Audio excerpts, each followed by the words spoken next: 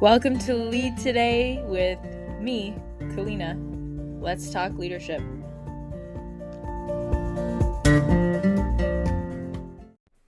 Hi there, glad you're back. If it is your first time listening, welcome. Today we are tackling how to handle being defensive. So if you're the defensive one in the conversation, if you just want to listen to 1 minute, the answer is do not take people's stuff personally. You are taking things personally when they're not about you.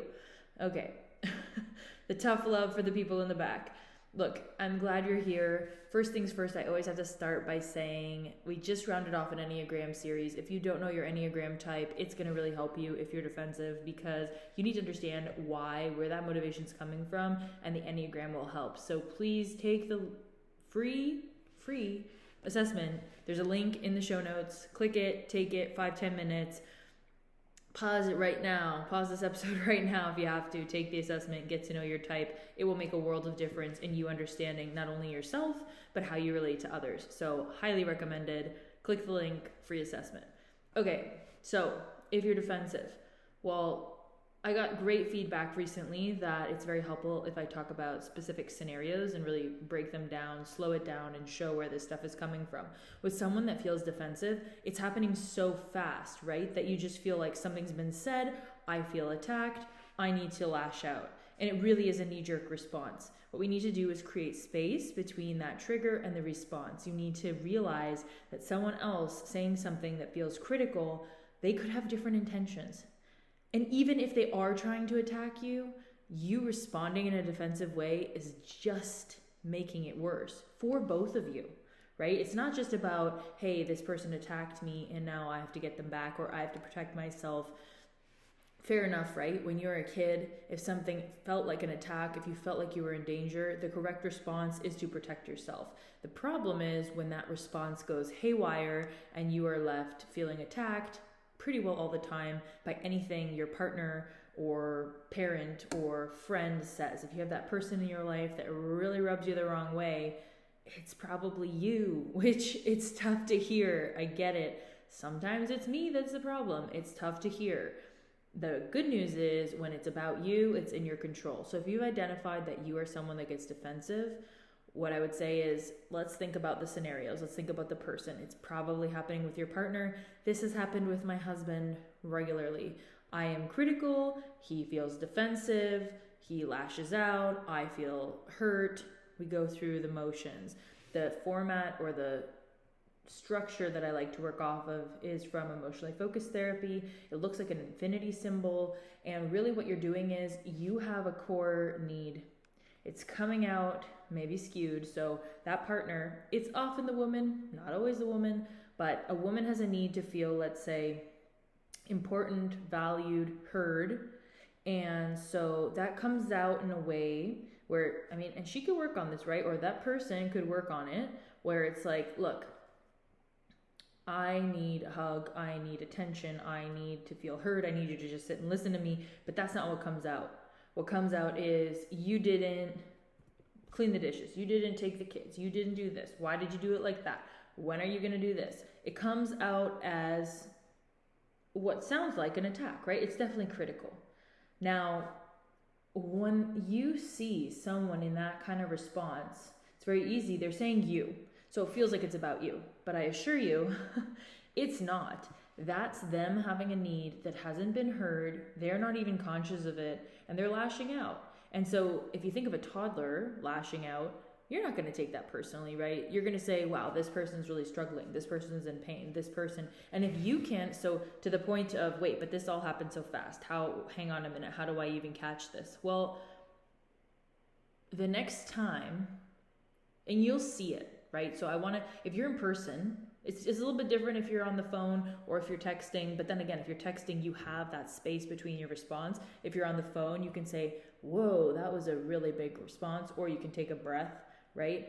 So, but if you're in person, you're going to start to notice. I would really invite you to start to notice the body language, because when I started seeing with my husband, when his feeling of being attacked, his eyebrows would go up and it was like you could see that a light went off in his head when I made the comment. And so if you can start by just, because I know it happens fast, but if you say something, hopefully, if you're the one that's the critic, right, in the relationship, then hopefully you can start to kind of play around with, okay, wait, but I don't want to sound critical, or I'm not, what are my core needs? But we're talking about, hey, you're the one that gets defensive. So let's stick with that. But it is kind of a two-part equation in communication, right? Like it's, when I do couples coaching, it's great to have the couple there, because both parts need to take responsibility for this. Both parts are equally escalating the situation, right? You've got the person that's making the critical remark, you've got the defensive person, and you spiral, but you spiral together, right? If both of you are high volume and you start the yelling match, you are both spiraling together.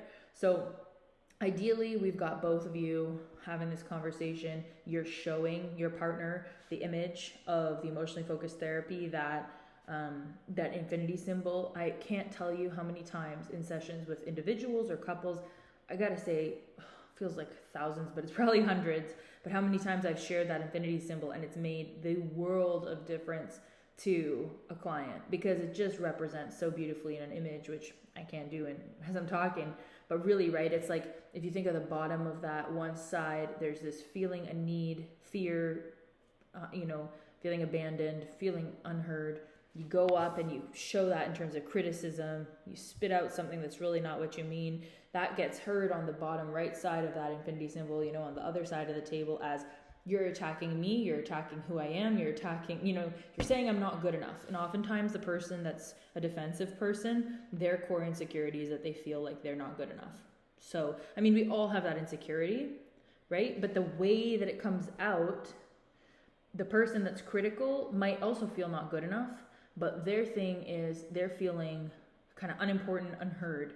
And the way that and you know what, it's just the way it's manifesting itself as well. Like, if the person that's critical, the reason I'm harping on the critical person, or the person that's the aggressor in the situation, or the one that's attacking, the reason why I'm harping on that is because I think if you can understand their side at a time, right now, you're just listening to this episode, no one's coming to get you, right? So when you're feeling open to hearing their side, from me, a neutral third party, it might help you to empathize. So I'm just trying to explain, okay, you have this critical person.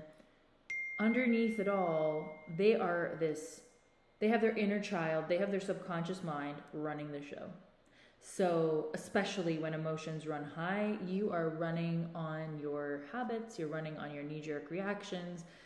And so as the defensive person, as the critical person, they would want to start working on, hey, the way I deliver the message is going to get that response. But you know what?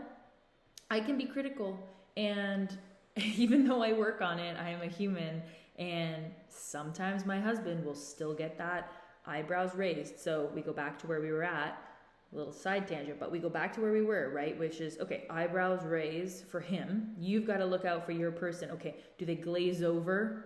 Some people, if they can be defensive, but you have the fight, flight, freeze, or fawn responses from the nervous system, right? So if they feel attacked, they might fight back. So in the case of my husband, eyebrows raise, he's ready to kind of give me a response. I didn't do it because, or, why are you coming at me, or something to defend himself, right? Because you're being defensive. So that's that response. You might flight. So it's like, I don't want to talk about this right now. This is making me uncomfortable. You're trying to get out of the room as fast as possible. That's another response. Freeze. So they might just, it could be kind of split second. Like you'd really have to look out for it. But sometimes when you're critical and someone just kind of, their eyes might widen a bit, not the eyebrows raised like surprise and anger coming in, but more like that frozen response. That can also be if someone's, they feel attacked and they're on the defense, but they're sort of just like, whoa, what just happened here? They'll freeze for an instant, maybe a bit longer. That's another response that you can notice in yourself, or that fawning. And the fawning is kind of the people pleasing. Really can be problematic if you have somebody that doesn't realize they're the critic, or, if you're kind of digging this hole together. If you're fawning and you're avoiding conflict and you're avoiding that disapproval because of the childhood stuff, there's a reason for it. You're trying to keep safe, right, and maintain that connection.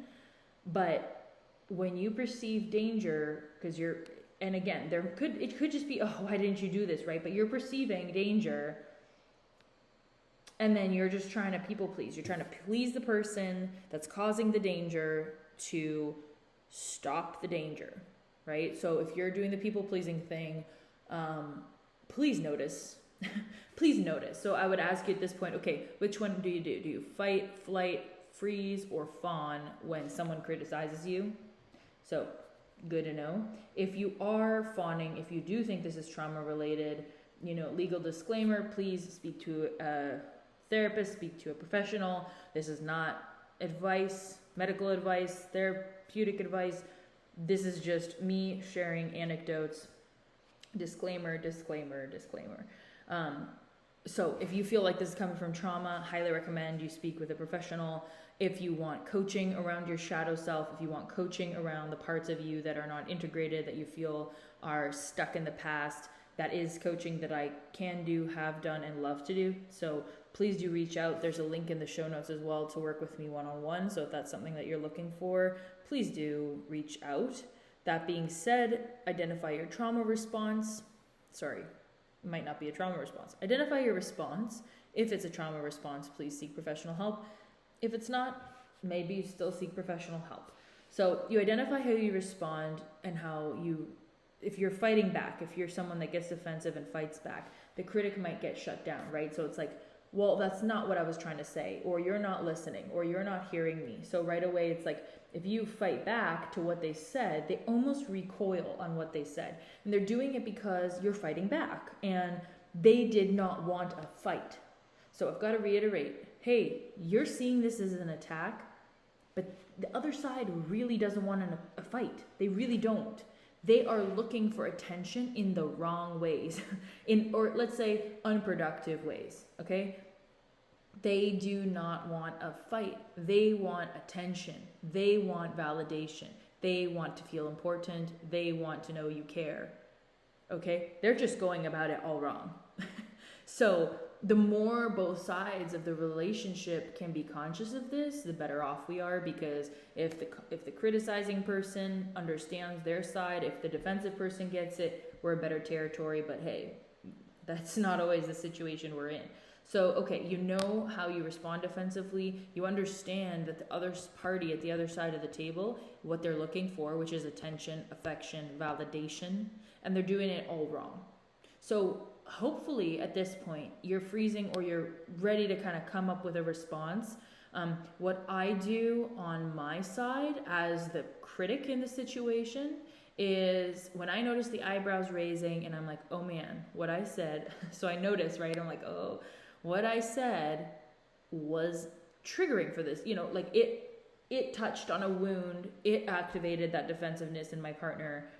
That's not really what I want. I don't want him to be upset. What do I want, right? And so it is on me. If I have a need, I have to say, wait, no, I'm really just looking for you to listen to me, or I'm looking for attention, or I need a hug, or hang on, this is important to me that we clean the floors, but I'm not trying to put that on you or make you feel bad. So if I can backtrack, I can catch myself when I see his eyebrows being raised, right? As going on the defensive. Now, as the defender, you're going to hear, and the body language might seem that the challenge with this is that the critical person, most times I don't think they're making eye contact with you. If they are, then there's definitely reason for being aggressive. But many times I see the critic, they're not necessarily making eye contact. And honestly, they're not being that thoughtful with their words. They're kind of just lashing out. Again, think toddler with a need, not really doing it consciously, right? So, but you hear something, the tone of voice of this person might be elevated. They might sound annoyed, right? Which is pitch. It's the speed that they're speaking. They might sound frustrated, right? You're like, oh, something's wrong. That's true. Something's wrong. We just have to change the radar of what it is that you're thinking. Something is wrong, but it's not something wrong with you. You are not what's wrong. What's wrong is they have a need, their radar's going off, and now they're coming to you with something, and you need to be able to say, okay, there's a need here. But again, if your toddler comes to you with a need, you're not thinking that it's on you, the fact that they want to have a cookie or go outside, or, you're not blaming them.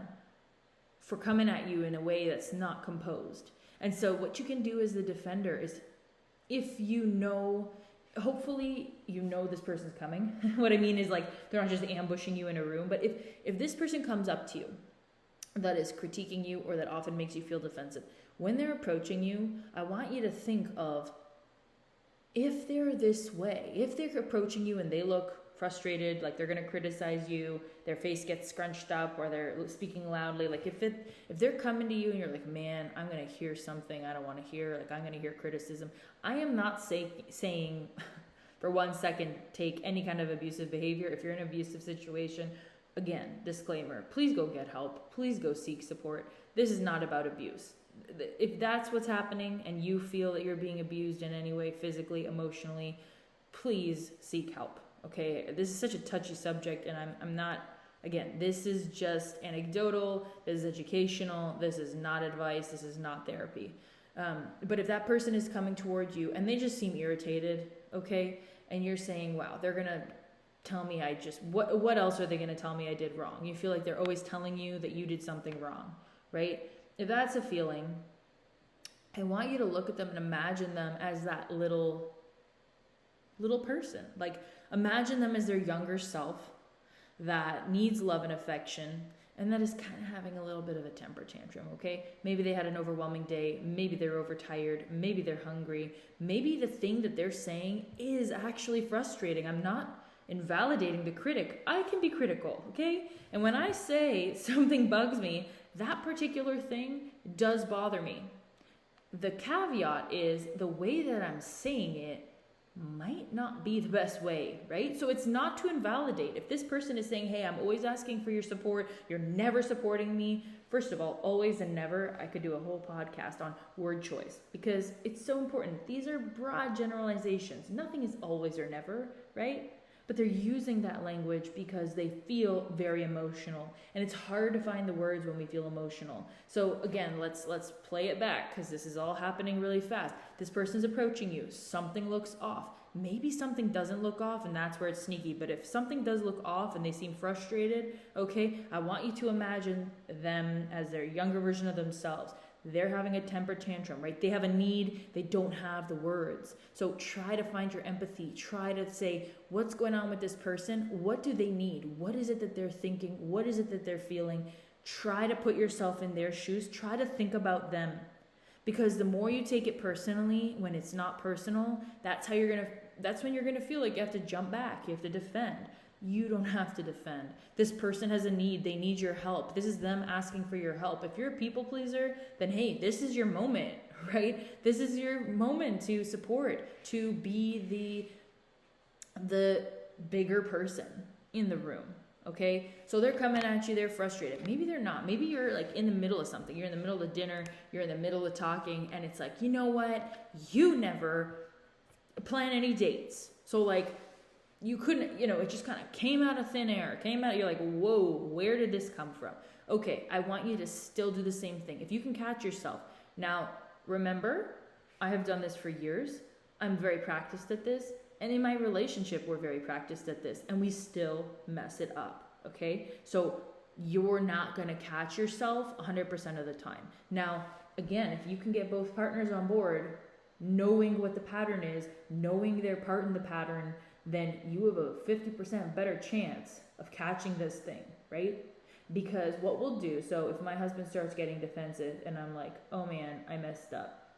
First of all, I can diffuse it. Sometimes I'll just start laughing, And it does, at first, he's like, what is going on? I'm like, hey, whoa, you're getting real serious here. I'm so sorry. I did not mean to go there. I did not want to get you defensive. And he'll say, no, you know what? But it did, and I'm frustrated. And I'll say, you know what? I totally see how I said this was not optimal. And we can right in that first little bit where we're getting started, we can kind of hang on and pull the handbrake and have that conversation. But that's taken years, okay? So, and as I said, it doesn't always work, but that's what you're trying to do. When there's a little inkling, not when you're 10 minutes into the 15, 20, 30 minutes into a fight, right? We're trying to catch it as these things are just kind of getting going, which is tough. because you need to pay attention to body language, to tone of voice, and you need to be in the state of mind to say, this person is responding to me because of them. How can I help them? What's going on with them? Instead of listening to the words and taking it personally. That's like the number one thing. But that does take practice. So just take a load off, okay? This might be the first you're ever hearing about this, how to handle this. You cannot be perfect right away, but you can start looking out for this. So, okay, if they're coming at you and you can prepare yourself mentally, okay, this is not about me, great. But if you're in the middle of conversation and it's like, you know what, yeah, dinner was really good tonight. You know what, you never take me out to dinner and you never think of date ideas. It's really frustrating that you don't do that. And so we've got tone of voice, we've got definite criticism, right? So you're not, as a defensive, you are not imagining things. You're not, because there is a critique there. But let's hear that for what it is. This person wants attention, right? I know they're criticizing you with their words, but the words are not what's actually going on. The emotion behind the words is, I want attention, I want to feel special, am I important to you, do you love me, do you care about me enough to plan this date, I want a date. And so, in an ideal world, that's what would be said. And again, if we were working with the couple, we would want that person who's lashing out to work on their delivery and to work on being conscious of their needs. But if you're just on the defending side, we gotta, okay, you never take me out, and right away you're thinking, I do take you out on dates, and what do I try to plan dates and you never want to go, or whenever I plan it, you're this, or you've got 1,000 pieces of evidence and things backed up to jump on that person and set them straight, right? But again, this is a matter of resisting the urge and reframing. This is not about you. I cannot say that enough times. If this episode was 3 hours, it's like, this is not about you. It's not about the words they're saying. They are lashing out. If you can look at this person and you can genuinely say, maybe it's not genuine the first few times, you just got to practice, but ideally you'd get to a point where you see their criticism and you go, oh, that sounds awful.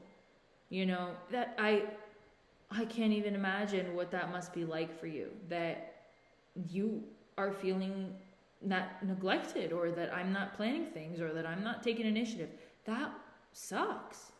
And if you can just, and I say just, it's not just, if you can reorient to this is a them thing, try to visualize them as their younger self, see this vulnerable person that's just like a puffer fish. They're like a hedgehog. The spikes are up, okay? They are just yearning for love. We're all yearning for love. The angry people want love. Everybody wants love, okay? So are you going to have a loving reaction 10 out of 10 times? No. Do you have a loving reaction to your kids 10 out of 10 times? To your pet 10 out of 10 times? No, okay? You're human. But you know the pattern now. You know your part in the pattern. You know what you need. You know what they need. What you need is to diffuse the situation. So to get them, the puffer fish, right? Get them back down. Say, hey, that's really hard. Let's talk about it. I want to hear exactly what it is you need. I want to hear exactly what it is that you'd like me to do and what you're looking for. Yes, you want to affirm the person, not because they're right, but because their feelings are what their feelings are in that moment. So their feelings are their feelings. You're not affirming that like you suck and you never plan stuff. You're saying that must be so hard to feel like that. Like I can see the frustration. Call it out. I can see how frustrated you are. That's a really good tactic when someone is just, you never, it's like, whoa, I see how frustrated you are about this. I see how much this matters to you, right? How important this is to you. Remember, they want to feel loved, valued, important, cared for, whatever, depending on what they're asking. But, I see how important this is to you. And right away they're like, oh, you see me. You're taking my frustration seriously. And you can do this with kids, right? Because we're all the same. Like it's a different age, but we're all the same. We are looking for love. We're looking for validation. We're looking to feel important. Aren't you? Don't you want to feel loved and validated and important and good enough? And we all want that. We're just kind of doing it all in messy ways, and some people do it by people pleasing. Some people are doing it by getting their spikes up. We all have different approaches, but we all are trying to feel important. We're all trying to feel loved. We're going for the same thing, guys. We are. It just gets messy. So this is if it's your partner, right, or it's a loved one, it's like you love this person and they're hurting right now. And so they're saying something hurtful, but they are hurting inside. And that's why they're saying something hurtful. So I implore you, when they're coming up or they make an offhanded comment that came out of left field, you're like, whoa, I did not know we were doing this right now. I see how important this is to you. I see how frustrated you are and that we need to talk about this. And if you can make a face like, raise your eyebrows, say, whoa, I see that this matters to you. Validate. First, validate. Then say something along the lines, get curious, right? What could I be doing differently? Or tell me, even if you can't think of a good question, if you can't say, what would be a better alternative, or what would you like me to do instead? Like if you can't think of a good question like that, just say, tell me more. And they're going to unload. So you got to be ready. If they say, you never plan anything, and you're like, whoa, I see how important this is to you. I see that you really want these dates. Tell me more. And they'll say, yeah, you know what? Like last week you didn't do this and you didn't do that. Again, they're coming at you, but they're trying to voice to you what they need. And so try to get them at that point where they, hopefully, as you tell me more, okay, what would you like instead? Why is this important to you? How could we make this happen? I'm here for you. I want to hear this. Tell me what you need.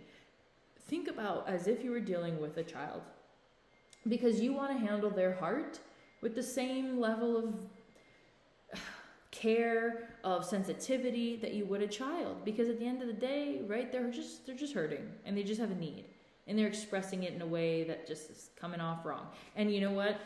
Again, this does not get the critic off the hook here. Like just because you're the typically defensive one and now you're going to diffuse the situation by validating, making them feel that their needs are important, getting to know their needs, unpacking it, you have every right in a different situation or when things are less escalated, maybe at a different time, right? You may not want to bring it up like, by the way you did this sucked. Like you don't want to come at them with criticism after they criticized you. It's kind of, they're still going to kind of be running on that adrenaline a little bit. But maybe at another time, it's like, you know what? I really want to talk to you because I want you to get what you need out of this relationship. I want you to feel loved. I want to love you. I do love you, and I want to show you I love you, and I want to give you what you want and need. And so sometimes I feel defensive when you come at me, when you talk to me, and I'd love to talk about this because I want to give you what you need. And so when you yell at me, sometimes I shut down, and I don't want to do that. I don't want us to have that dynamic. I want us to be able to have a discussion. But again, bring this up at another time, right? You're not bringing this up like right when you're kind of coming back down from that escalation. You're not going to say, you know what, the way you did that was awful. Just remember, right? We're bringing this up at another time. But do know that you need to bring it up. And so, again, if you can get both of you on the same page about your patterns, better chance that you're going to catch it and both of you can look out for it. But if you're just the defender, and if you're, often I find that people get defensive. If they get defensive in their most intimate relationships, again, it's that not good enough foundation. And they're often feeling like that in other areas. So, this can help you if it's not just your primary intimate relationship with family, with friends. It's like, really, your mantra is, it's not about me. It's not about me. Now, that doesn't mean you have no responsibility and nothing is about you. You can take what they're saying and evaluate yourself and say, okay, but hang on, do I really never plan dates? Like, is it very rare that I plan dates? Be real with yourself, right? Be honest.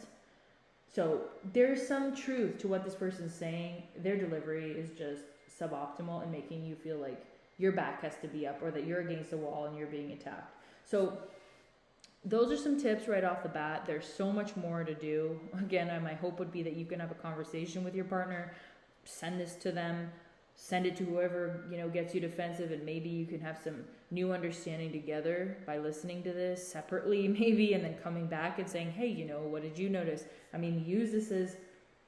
Use this as an example and bring it up and say, yeah, I noticed I do that. Okay, let's call each other on it. Or when you notice yourself getting defensive, another alternative, right? So one thing is to empathize with them, validate their needs, ask them for more information, get to understand what they're needing in the scenario.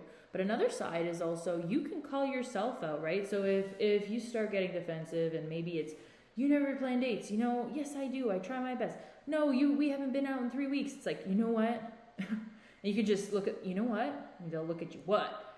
And it's like, I'm getting defensive right now. And I don't want to be defensive. I want to hear, if you can catch yourself, again, you're not going to do that 100% of the time. No issue there. Practice. But if you, after a couple of kind of back and forth moments, can say, whoa, wait, I'm falling into the trap. Whenever you notice, mention it. Bring it up. Say, I'm falling into that trap again. I'm falling into it. I hear myself getting defensive. I'm feeling attacked, and I know that's not what you're trying to do. You want me to hear you. You want me to hear your needs. You want me to listen to you, and I'm so sorry. I don't want to be, and you can say, can we take a break and come back to this? Or can we do this, but maybe whispering? Or can we slow it down a second? Any of that. You can ask for a break. You can ask for slowing it down. You can ask for, lowering the voices. Make some requests, because they do want to be heard. And if they're going to come at you in a certain way and they're not being heard, they're not getting what they want, which, shocker, right? It's sort of this circular, self-fulfilling prophecy. You never listen to me. Well, you're yelling at me. I don't want to listen to you. Oh, well, see, you never listen. It's like you're just going around and around in circles, and that's not what we want. So please try some of those things. Get back to me on how they go. Take your free Enneagram assessment to understand your type. Get your partner, whoever this is, that's on the other side of the table, to take it to and understand even deeper what's motivating you to be this way. And please do like, subscribe, comment, interact with this show. It's the way that more people get to see it. Send it to your partner, send it to a friend. Anything you do to share this show really does help me out, because more people see it, and that's what makes the algorithm show it to even more people. So anything you can do to share this show makes a huge difference.